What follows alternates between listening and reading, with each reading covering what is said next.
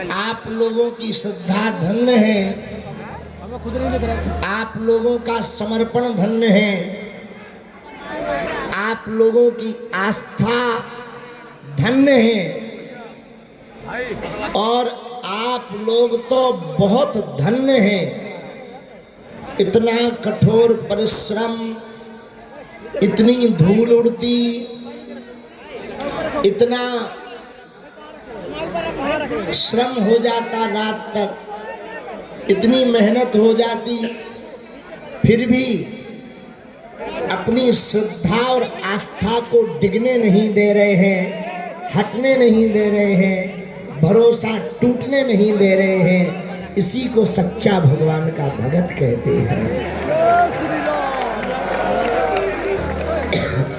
हम आप सबके श्री हृदय में जो आराध्य विराजमान हैं उनको दंडवत कर रहे। भगवान करे जैसा साथ आप सनातन हिंदू एकता के लिए आज दे रहे हैं, बजरंग बली हर पल तुम्हारा साथ दे।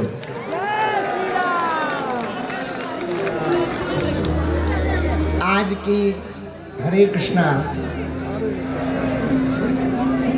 वाह, आज की पदयात्रा के पूर्व में बहुत महापुरुष विराजमान है। पूज्य पंडित बाबा जी भी विराजमान हैं, उनके चरणों को प्रणाम। राम स्नेही संप्रदाय वाले पूज्य महाराज जी विराजमान हैं, उनके भी श्री चरणों को प्रणाम। कामाख्या वाले पूज्य महाराज जी भगवती काली के बहुत अच्छे साधक हैं, उनको भी दंडवत। अब वो तो यथा आराध्य तथा स्वरूप बनाए बैठे हैं और हमारे बिल्कुल पास में मेवाड़ की धरती से एक लिंगनाथ भगवान की सानिध्यता छत्र छाया में जो पूरा राज परिवार जीवन जीता है, ऐसे हमारे अति प्रिय श्री लक्षराज सिंह जी भी आज आए हुए हैं। आपको भी खूब खूब साधुवाद है।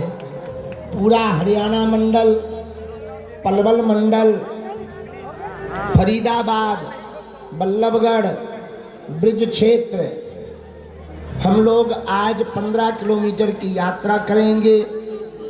पहला पड़ाव 8 किलोमीटर पर है।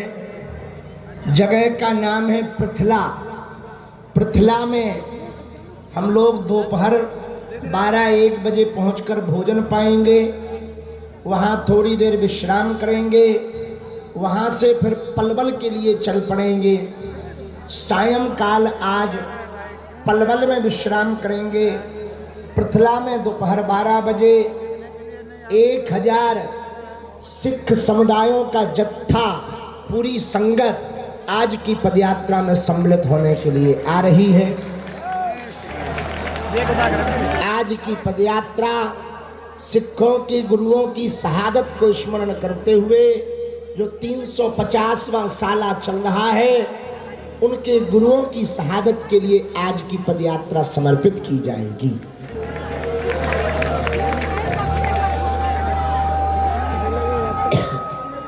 शाम को पलवल में विश्राम करेंगे। धूल बहुत उड़ती है, आप लोग हो सके तो अपने नाक और मुख में या तो मास्क लगा ले या कपड़ा बांध लें। हमारी तो मजबूरी है, पर आप अपने स्वास्थ्य का ध्यान रखना, क्योंकि अभी 4 दिन ही होंगे, आज 5 दिन बाकी है। आधी यात्रा कल हो पाएगी, इसलिए बहुत ज़्यादा ध्यान रखना स्वास्थ्य का। ठंडी भी बहुत है, पर लोगों की गर्मी भी खूब है। गर्मी कई प्रकार की होती है, एक पैसा की होती है, एक मौसम की होती है।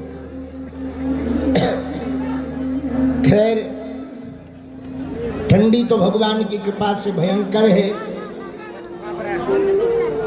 होनी भी चाहिए, मौसम है, अपनी अपनी जगह है, पर वो भगत ही भगत क्या जो रुक जाए, चाहे धूप लगे या ठंड, भक्ति तो बराबर चलती रहेगी।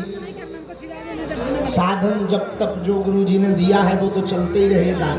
सुनो हिंदुओं, कान खोलकर,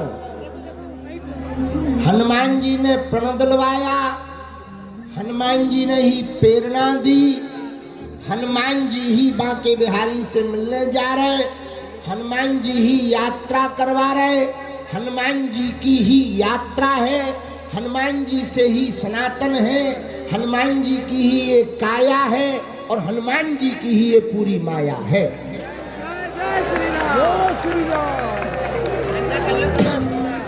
कल हमसे एक सज्जन कह रहे थे कि बल्लभगढ़ में बहुत भीड़ है। हमने कहा भीड़ नहीं है, भीड़ के पीछे तो भाड़ लगा रहता है। आस्था का महाकुंभ है, भक्तों का सैलाब है, पागलों का हुजूम है, भीड़ नहीं है। और सुनो, जब हम लोग हिंदू एकता के लिए सड़कों पर उतर पड़े, एक दिन ऐसा आएगा भारत का प्रत्येक हिंदू जागेगा और वो भी सड़कों पर आएगा।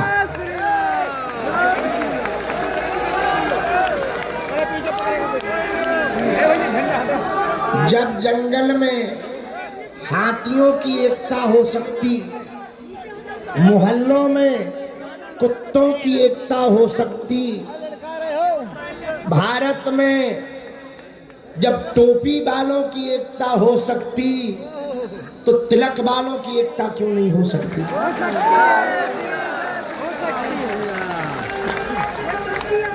क्या चींटियों की एकता होती कि नहीं होती है? बोलो जोर से। होती है। एक चींटी काऊ को काट ले, ज्यादा फर्क नहीं पड़ता, पर 40-50 इकट्ठी आ जाए, अच्छे खासे हाथ या पांव में हाथी शरीर हो जाए। काशी विश्वनाथ भगवान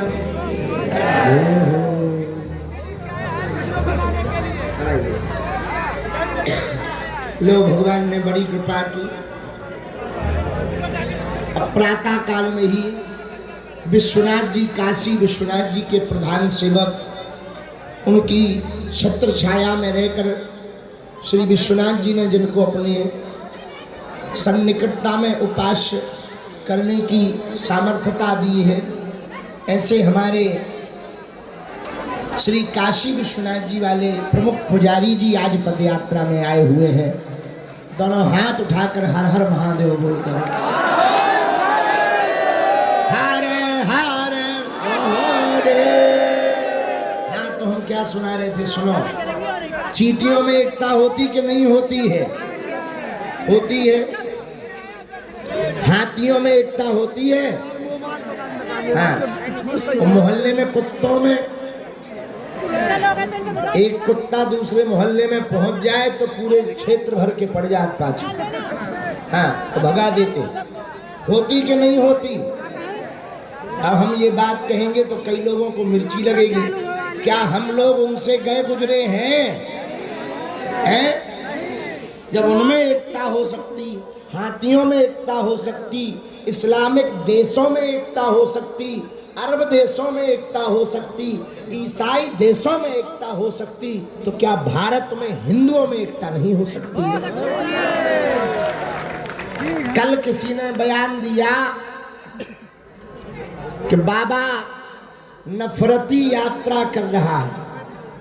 हम उनको कहेंगे भाई साहब, पहली बात तो तुम कायदे में रहो,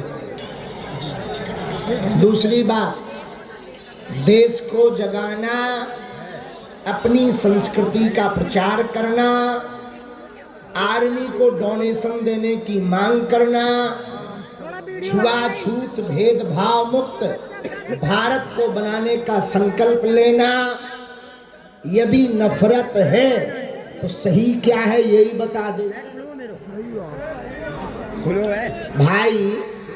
आज गांव के गांव में इस बात पे लड़ाई है, ये अंगड़ा है, ये पिछड़ा है, ये ऊंच वाले हैं, ये नीच वाले हैं, ये अमुक हैं, इनके हाथ का पानी नहीं पिएंगे, इनको छुएंगे नहीं।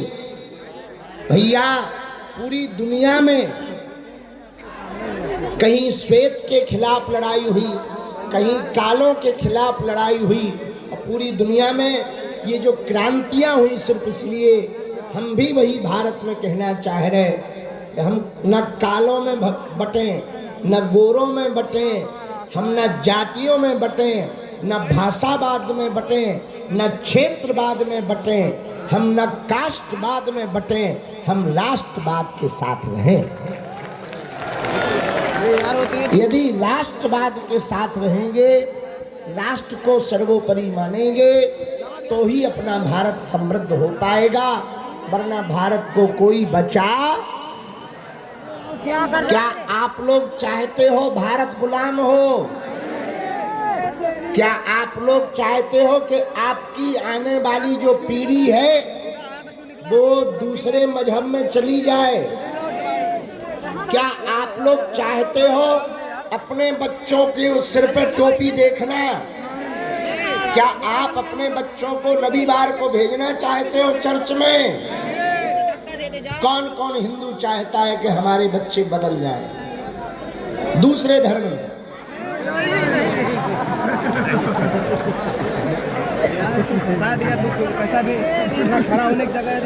अच्छा, कौन कौन हिंदू चाहता है कि हमारी कई पीढ़ियां तो क्या अनंत पीढ़ियों तक हमारी हिंदू संस्कृति में कोई दाग धब्बा ना लगे, हमारी परंपरा में धब्बा ना लगे, हमारे समाज में धब्बा ना लगे, परिवार में धब्बा ना लगे? चाहते हो? हाँ या ना? तो पद यात्रा में प्रण ले लो, गांव गांव गली गली में प्रण ले लो। जब तक भारत भेदभाव छुआछूत मुक्त ना हो जाए, जब तक कास्टवाद शून्य ना हो, राष्ट्रवाद प्रबल ना हो, तब तक एक एक घंटा आप सनातन के लिए दीजिए। जिस दिन भारत भेदभाव मुक्त हो जाएगा, जिस दिन भारत